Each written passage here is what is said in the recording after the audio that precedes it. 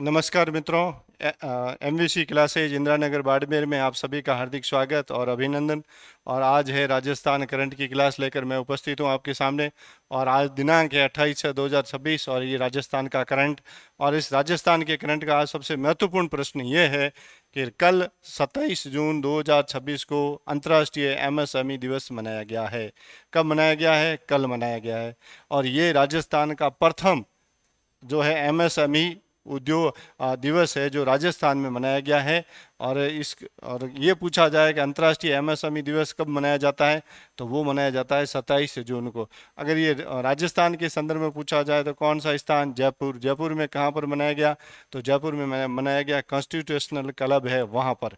अब जब उद्योग की बात आती है तो राजस्थान के उद्योग एवं वाणिज्य मंत्री कौन है? तो राजस्थान के उद्योग एवं वाणिज्य कैबिनेट मंत्री कौन है? कर्नल राज्यवर्धन सिंह राठौड़। और उद्योग एवं वाणिज्य राज्य मंत्री है वो है के विश्नोई, जो बालोतरा जो नया जिला है उस बालोतरा जिले के गुड़ामालानी विधानसभा क्षेत्र से एमएलए है।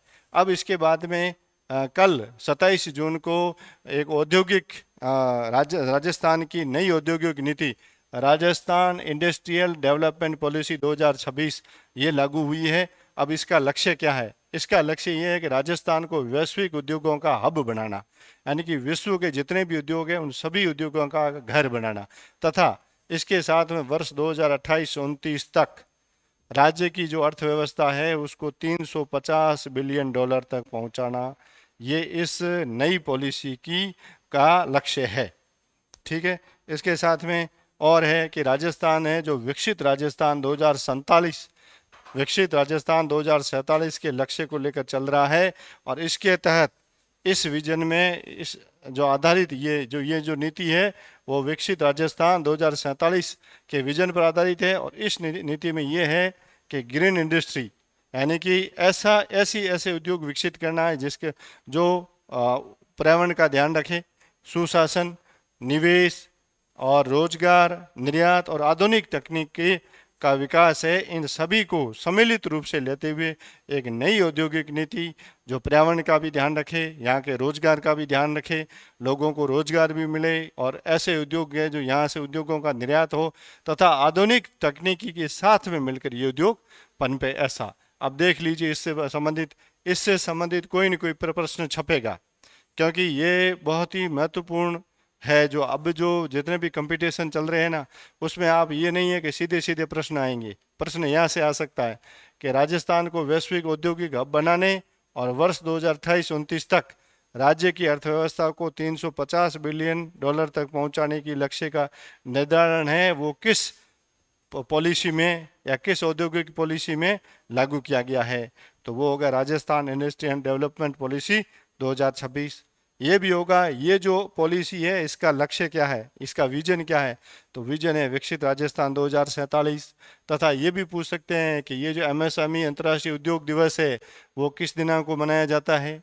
अगर ये भी पूछ सकते हैं कि राजस्थान में ये प्रथम बार किस स्थान पर मनाया गया, तो आपका आएगा जयपुर का कॉन्स्टिट्यूशनल क्लब आएगा।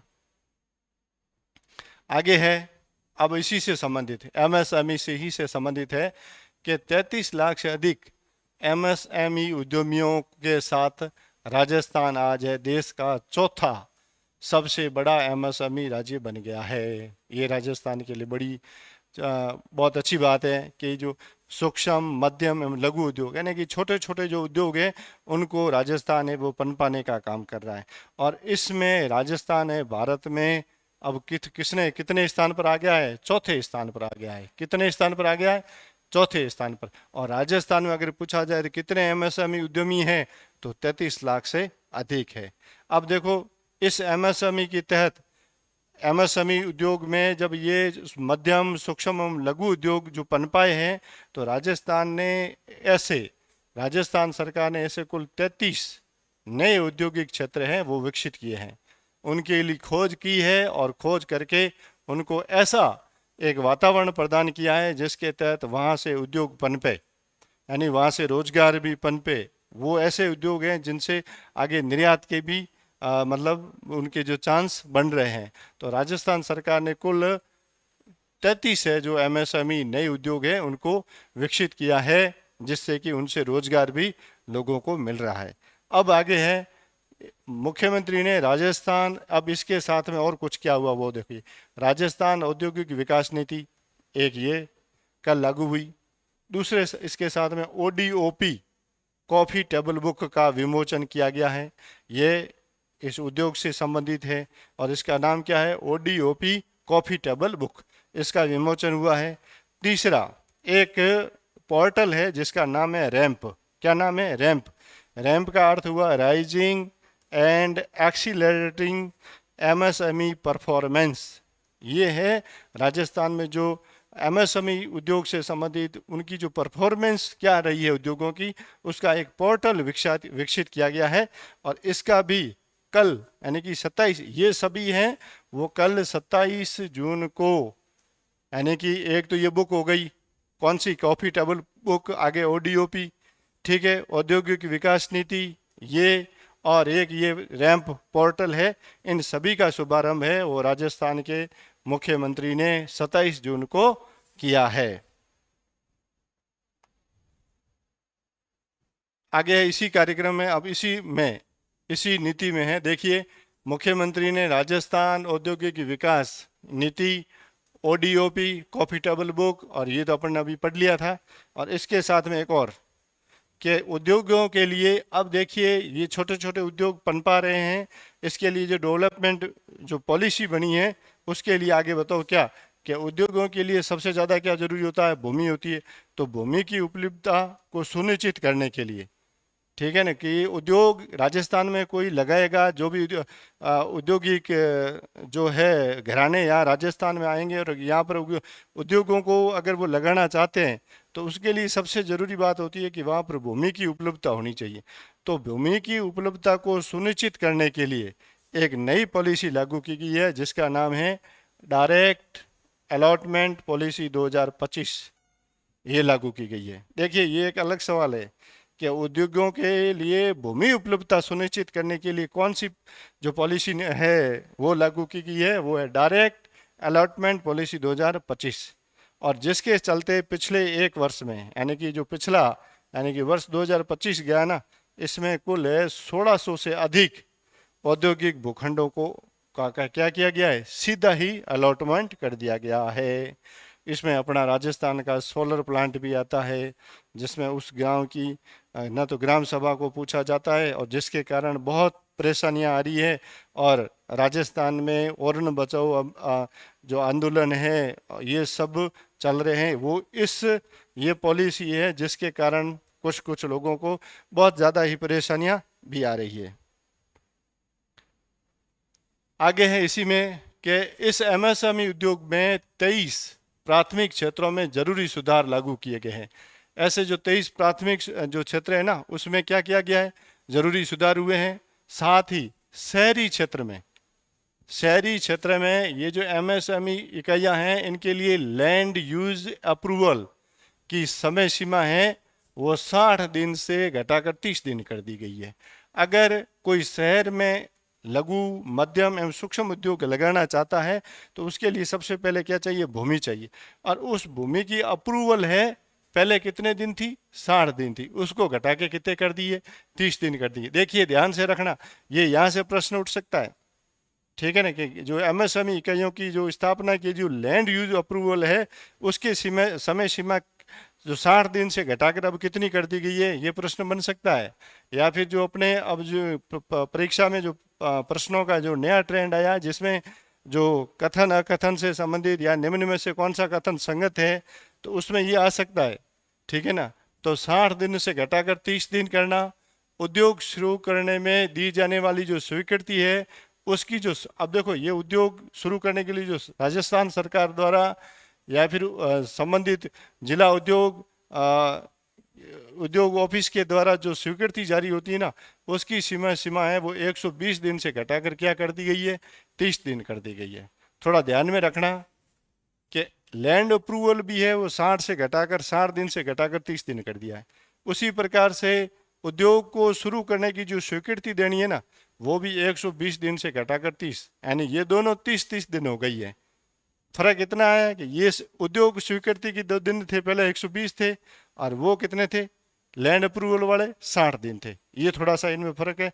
लेकिन अगर पूछा जाए लैंड अप्रूवल को कितने दिन में अब कर दिया तो 30 दिन में, और उद्योगों की स्वीकृति वो कितने दिन में देनी अनिवार्य कर दी है तो 30 दिन में कर दी है। अब राजस्थान अब जो सरकारी महकमे हैं उनको ज़्यादा से ज़्यादा कितने 30 दिन तक टरका सकते हैं, और 30वें दिन तो उनको किसी भी हालत में ये है इनको स्वीकृति देनी पड़ेगी। अब इनके लिए और क्या, अब जैसे उद्योग लगाएंगे तो वहाँ प्रदूषण की सबसे बड़ी समस्या आती है। इसके लिए गैर प्रदूषणकारी उद्योगों की वाइट कैटेगरी सूची, ठीक है ना, ये जो गैर प्रदूषणकारी उद्योग होते हैं उनके लिए एक राजस्थान सरकार और भारत सरकार ने एक वाइट कैटेगरी सूची निर्धारित की है। उसमें इस वाइट कैटेगरी में 104 उद्योगों से बढ़ाकर वर्तमान में कितने कर दिए हैं, 877 उद्योग कर दिए हैं, ठीक है ना। तो जिससे हजारों एमएसएमईओ को क्या मिलेगी, राहत मिलेगी। अब ऐसे इसमें मध्यम सूक्ष्म एवं लघु उद्योग में ऐसे उद्योगों को वाइट कैटेगरी में डाल दिया गया है, जिसके कारण इनको जो उद्योग करने वाले हैं उनके चांस ज़्यादा बढ़ गए। क्योंकि पहले कितने थे, गैर प्रदूषणकारी उद्योग कितने थे, 104, अब उनकी संख्या कितनी कर दी है राजस्थान सरकार ने, तो 877 कर दी है। अब और इसमें कि नए औद्योगिक केंद्रों का विकास सरकार है राज्य में, जैसे कि देखो ये सोलर पैनल या फिर मैन्युफैक्चरिंग पार्क या ceramic park, data centre park और डिफेंस मैन्युफैक्चरिंग पार्क जैसे नए उद्योग केंद्र भी विकसित कर रही है। ये सभी किस में आ रहे हैं, ये सभी छोटे छोटे उद्योग है, इसलिए ये सभी इसी में आएंगे, किसमें, एमएसएमई में ही आएंगे। आगे इसी में अब देखो इसी एमएसएमई में देखो ये हस्तशिल्प वगैरह हुए, छोटी छोटी हाटें हुई, ये सभी एमएसएमई ही में आ रहा है। तो हस्तशिल्प और हाटों का विकास, अब इसके तहत इनको क्या, जैसे हस्तशिल्पियों को, हस्तशिल्पी कौन, बुनकर हुए, और सूक्ष्म उद्यमों के उत्पादन के लिए पीपीपी मॉडल, कौन सा, प्राइवेट जो है पार्टनरशिप प्रोग्राम होता है वो पीपीपी मॉडल कहलाता है। और इसमें हाटों का विकास और संचालन किया जाएगा। और इसके पहले चरण में राजस्थान से पुष्कर, नाथद्वारा, जैसलमेर और अलवर, इन हाटों का विकास होगा, किसमें, एमएसएमई में। और ये किस मॉडल पर आधारित होंगी, पीपीपी मॉडल पर। और ये किन से संबंधित होंगे, ये होंगे हस्तशिल्प और हाटों से संबंधित होंगे। इसमें कौन से, सर्वप्रथम पुष्कर, उसके बाद में नाथद्वारा, ये दोनों उधर के, एक जैसलमेर और अलवर हो गया। अब ये तो एमएसएमई में। अब एमएसएमई में हमारी जो 5 गौरव योजना चल रही है ना, उसमें भी कुछ परिवर्तन किए गए। अब इसमें यह कहा गया कि 5 गौरव योजना में चिन्हित जो प्रजातियां हैं एवं वनस्पति संबंधी जो प्रसंस्करण है, उन इकाइयों को 1 डिस्ट्रिक्ट 1 प्रोडक्ट, ठीक है ना, योजना में वित्तीय सहायता भी मिलेगी। अब इस एमएसएमई उद्योग में के तहत जो 5 गौरव योजना में 1 डिस्ट्रिक्ट 1 प्रोडक्ट है योजना में, उनको क्या दी जा रही है, जो वित्तीय स्वीकृति भी प्रदान करेंगी। तीसरा पॉइंट इसमें है कि डिफेंस मैन्युफैक्चरिंग हब, यानी कि राष्ट्रीय सुरक्षा से संबंधित जो मैन्युफैक्चर के काम होंगे उसका जो हब बनेगा वो राजस्थान में कहाँ, एक देखिए अजमेर में किशनगढ़, धौलपुर और ये अलवर भिवाड़ी, इसमें डिफेंस मैन्युफैक्चरिंग क्लस्टर है वो भी स्थापित किए जाएंगे। किसमें, ये भी इन एमएसएमई उद्योगों में। ये आपके 5 गौरव योजना में क्या करेंगे, ये 1 डिस्ट्रिक्ट 1 प्रोडक्ट में वित्तीय स्वीकृति प्रदान करेंगे। हस्तशिल्प और हाटों में क्या करेंगे, ये है पीपीपी मॉडल पर हाटों का विकास और संचालन करेंगे। और इसका जो पहला चरण है उसमें पुष्कर, नाथद्वारा, जैसलमेर और अलवर, इसमें ये जो है पीपीपी मॉडल वाली जो है वो योजना है वो सर्वप्रथम शुरुआत होगी इसकी। आगे चलते हैं, प्रश्न आगे हैं। अब देखो रिप्स में भी रियायतें दी जाएगी, यानी कि जब लोन लेते हैं इन एमएसएमई उद्योगों के लिए, उसमें जो वापस रिटर्न करते हैं ना, उसमें कुछ रियायतें दी जा रही है। अब उसके लिए क्या किया जा रहा है कि रिप्स में एमएसएमई के लिए कैपिटल जो सब्सिडी होती है ना, उसकी अवधि है 10 वर्ष से घटाकर और 7 वर्ष की गई है, ठीक है ना। अब है वो उनकी जो सब्सिडी है वो उसको जल्दी से जल्द देने के लिए, उनकी जो मुख्य जो सब्सिडी इन उद्योगों को लगाने के लिए सरकार के द्वारा जो उद्योग लगा रहे हैं उनको सब्सिडी दी जाती है। और वो सब्सिडी है, वो सब्सिडी को अब 10 वर्ष से घटाकर कितने में कर दिया है, 7 वर्ष तक उनको देना अनिवार्य कर दिया गया है। चौथा इसमें और है कि इलेक्ट्रॉनिक्स एवं सेमीकंडक्टर जो क्षेत्र है ना, उसमें जो मैन्युफैक्चरिंग होगा उसके लिए जो चयनित कंपोनेंट श्रेणियां होगी उनके लिए रेप्स 2024 में न्यूनतम निवेश की सीमा है वो घटाकर कितने कर दी गई है, वो कर दी गई है 15 करोड़ रुपए। अब इसी के तहत रेप्स 2024 के तहत है अधिकतम 3 चरणों में निवेश की अनुमति है। कितने चरण?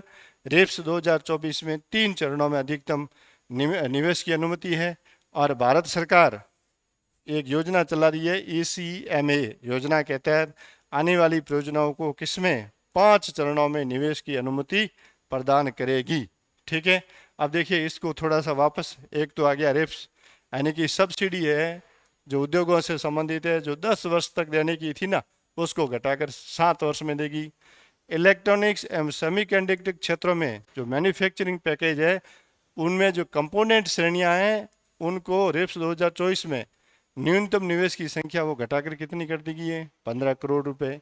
फिर रेप्स 2024 के तहत अधिकतम 3 चरणों में निवेश की अनुमति है। अब भारत सरकार है वो 3 चरणों से बढ़ाकर कितना कर रही है, 5 चरण में उसको निवेश की अनुमति प्रदान कर रही है। आगे चलते हैं, इसी के तहत कौशल एवं भत्ता प्रशिक्षण। देखिए जो इलेक्ट्रॉनिक्स और सेमीकंडक्टर क्षेत्र में इसमें जो ये जो इनका जो कौशल एवं प्रशिक्षण होगा उसके जो महिलाएं हैं और दिव्यांग है उन कार्मिकों का अधिकतम भत्ता है वो 4,000 से बढ़ाकर कितना कर दिया गया है, 6,000 रुपये प्रति माह किया गया है। देखिए यहाँ से आप देखना ये नई औद्योगिक नीति है और MSME दिवस पर ये लागू हुई है और ये यहाँ से सवाल कहीं नहीं कहीं आएगा, ये आप देख लेना गारंटी के साथ में। अब देखिए इसी में ऐसा जो स्टार्टअप प्रोत्साहन है वो क्या है कि राजस्थान वेंचर कैपिटल फंड के तहत माध्यम से इस वर्ष 25 नए स्टार्टअप MSME में उनको क्या दी जाएगी, वित्तीय स्वीकृति प्रदान की जाएगी। अब देखिए MSME के तहत कौशल एवं प्रशिक्षण है वो भत्ता है जो महिलाओं को 4,000 से बढ़ाकर कितना कर दिया गया है, 6,000। अब इसमें महिलाएं भी है और साथ में दिव्यांग कर्मी भी है। ये यहाँ से सवाल बनता है कि जो कौशल एवं प्रशिक्षण क्षेत्र है भत्ता है वो इलेक्ट्रॉनिक्स और सेमीकंडक्टर क्षेत्रों में महिलाओं और दिव्यांग कार्मिकों को दिया जाता है, उसे कितना कर दिया गया है या फिर उसमें कितनी बढ़ोतरी की गई है, तो बढ़ोतरी 2,000 की गई है। अगर पूछा जाए कितने कर दिया है तो 6,000 कर दिए हैं। और स्टार्टअप प्रोत्साहन में अब इसके अंदर 25 नए स्टार्टअप है वो इसमें उनको उनकी वित्तीय स्वीकृति प्रदान की जाएगी। अब देखिए विकसित भारत गारंटी, ये एक नई योजना है, विकसित भारत गारंटी फॉर रोजगार एवं आजीविका मिशन। ये जो ग्रामीण योजना को है लेकर संबंधित है, ये है 1 जुलाई से प्रदेश में इस योजना के क्रियान्वयन के लिए सभी तैयारियां समय से पूर्ण करने की निर्देश दिया गया है। ठीक है ना। और ये योजना है जो विकसित राजस्थान 2047 के लक्ष्य को ध्यान में रखते हुए उसके लिए क्या होगी, वरदान साबित होगी। इस योजना का नाम क्या है, विकसित भारत गारंटी फॉर रोजगार एवं आजीविका मिशन। ये जो ग्रामीण योजना है इसको 1 जुलाई से प्रदेश में इसके सफल क्रियान्वयन के लिए जो सभी तैयारियां हैं वो की जा रही है। आगे है राष्ट्रीय पल्स पोलियो अभियान जो हर वर्ष चलाया जाता है पोलियो के निदान के लिए, जड़ मूल से खत्म करने के लिए। तब राष्ट्रीय पल्स पोलियो अभियान है इस वर्ष 28 से 30 जून 2026 को चलाया जाएगा। कितने दिन चलाया जाएगा, तो ये चलाया जाएगा 2 दिन। ठीक है। अब अगर ये पल्स पोलियो अभियान है तो अपने राजस्थान सरकार के चिकित्सा एवं स्वास्थ्य मंत्री कौन है, तो गजेंद्र सिंह जी खींवसर है। अब आगे राष्ट्रीय पल्स पोलियो अभियान के तहत 28 जून से 30 जून तक राज्य के 1.04 करोड़ जो नन्हे मुन्ने बच्चे हैं ना उनको पल्स पोलियो की खुराक पिलाई जाएगी। अब ये 2 दिनों में हो रहा है। तो देखो प्रथम दिन 5 वर्ष तक के आयु के बच्चों को बूथ पर दवाई पिलाई जाएगी, यानी कि नर्सें कहीं नहीं जाएगी, बूथ पर बैठी रहेंगी और वहाँ पर छोटे बच्चों को अभिभावक लाएंगे और पिलाएंगे। दूसरे अगले 2 दिन देखो 28, 29 और 3 दिन का है ये 2 दिन का, सॉरी 2 दिन का नहीं है, 28, 29 और 30। और अगले 2 दिन घर घर जाकर टीमों के द्वारा बच्चों को खुराक पिलाई जाएगी और दवा पीने से कोई भी बच्चा वंचित नहीं रहे। कौन सा अभियान है? राष्ट्रीय पल्स पोलियो अभियान। कब से कब तक चलेगा? 28 से 30 जून तक चलेगा। और इसमें राजस्थान में कितने बच्चों को दवाई पिलाई जाएगी? 1.04 करोड़ बच्चों को। इसमें 2 चरण है। प्रथम दिन 5 वर्ष तक के आयु के बच्चों को पिलाई जाएगी और अगले दिन घर घर जाकर इनको पिलाई जाएगी।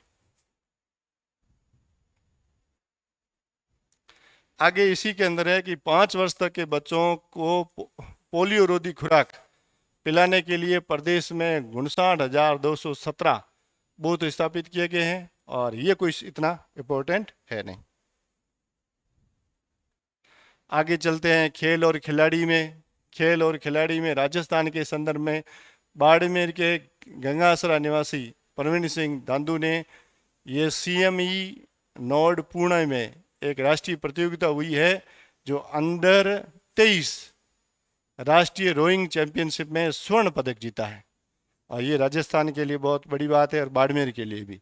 और इस सफलता के साथ में अब जब इन्होंने इसमें स्वर्ण पदक जीता है, इसके बाद में इनका दिसंबर में एशियन रोइंग चैंपियनशिप है, उसके लिए भी इनका क्या हुआ है? भारत को प्रतिनिधित्व करने के लिए इनका क्या हुआ है? चयन हुआ है। कहाँ के खिले हैं? बाड़मेर में, जो अपने चौटन क्षेत्र में गंगासरा है वहाँ के हैं प्रवीण सिंह दांदू। इनके कहाँ पर अभी वर्तमान में अंडर 23 राष्ट्रीय रोइंग चैंपियनशिप चल रही है? तो CME नोड पुणे में। यहाँ पर इन्होंने क्या किया है? स्वर्ण पदक जीता है। अब स्वर्ण पदक जीतने के बाद में दिसंबर में ये कहाँ पर? तो ये एशियन रोइंग चैंपियनशिप होगी दिसंबर के अंदर और वहाँ पर भारत का प्रतिनिधित्व करेंगे। अब आगे है सूजस ई प्रश्नोत्तरी। ये सूजस ई प्रश्नोत्तरी 128। यमुना जल परियोजना के तहत पानी को पारंपरिक नहर प्रणाली की बजाय किस माध्यम से पहुंचाने का प्रस्ताव रखा गया है? देखिए, ये जो यमुना जल है, जो संधि है, वो 29 जून को दिल्ली में इसका क्रियान्वयन होगा, जिसके अंदर राजस्थान, हरियाणा और केंद्र सरकार मिलकर इसका एक समझौता कर रहे हैं और जिसके तहत इसमें ये है, इसमें ये कहा गया है कि जो नहर के द्वारा जो पानी आता है उससे पानी का वेस्टेज बहुत ज़्यादा होता है। ऐसे में इनके विशेषज्ञों ने एक नई प्रणाली विकसित की है जिसके तहत पाइपलाइनों के माध्यम से जो पानी है वो राजस्थान में एक जो स्थान है आसियाबाद जो चिन्हित किया गया है वहाँ तक पहुँचाया जाएगा। किसके माध्यम से? पाइपलाइनों के माध्यम से ये पानी पहुंचाया जाएगा और ये 29 जून को ये योजना है जो इस पर साइन होंगे। आगे है राजस्थान में समान नागरिक संहिता, यानी कि समान नागरिक संहिता। ये है जो इसका विधेयक का प्रारूप तैयार करने के लिए किसकी अध्यक्षता में एक उच्च स्तरीय समिति का गठन किया गया था? देखिए, वर्ष 2025 में समान नागरिक संहिता को लागू करने के लिए राजस्थान में एक कमेटी गठित की और उसकी जो सेवानिवृत्त जस्टिस थे डॉक्टर रंजना प्रकाश देसाई, इनकी अध्यक्षता में 6 सदस्यीय एक कमेटी गठित की गई है जिसके द्वारा जो ऐसे राज्य भारत के जहां पर ये समान नागरिक संहिता लागू हो चुकी है वहां जाकर उनके बारे में अध्ययन करना और इसकी रिपोर्ट भी बहुत जल्द दी जा रही है और उसके बाद में जो अगला जो विधानसभा सत्र होगा उसमें राजस्थान में भी समान नागरिक संहिता को लागू करने का पूरा प्रयास किया जा रहा है। अगर ये लागू हो जाता है तो राजस्थान भारत का चौथा राज्य ऐसा हो जाएगा जहां पर समान नागरिक संहिता लागू हो जाएगी। राजस्थान जैसे कि असम है, गुजरात है, ये लो है जो वहाँ पर समान नागरिक संहिता पहले से ही क्या है? लागू हो चुकी है। आगे सवाल है प्रश्न संख्या 3 कि जयपुर शहर की सफाई व्यवस्था को हाईटेक करने के लिए और यहाँ के जो जयपुर में जो संकरी गलियाँ हैं, फुटपाथ है, वो कचरा उठाना है, इसके लिए प्रदेश में पहली बार कौन सी अत्याधुनिक मशीनें लाई गई है? ठीक है ना, ये सवाल मैंने आपको पहले भी जो है राजस्थान के सूजस की करंट में आया था, और ये था मैकेनिकल लिटर पिकर मशीनें। कैसी मशीनें हैं? मैकेनिकल लिटर पिकर मशीनें। और ये मशीनें कितनी लाई गई है? 3 मशीनें लाई गई है। जैसे कि ट्रांसफार्मर वगैरह लगे हुए हैं जिनके नीचे से कचरा वगैरह निकलना बहुत जोखिमपूर्ण होता है, तो ये मशीन है, इसके माध्यम से यहाँ पर क्या होगी? सफाई व्यवस्था होगी। आगे है, चौथा प्रश्न है कि केंद्र सरकार की पीएम स्वनिधि योजना का मुख्य लाभार्थी वर्ग कौन सा है?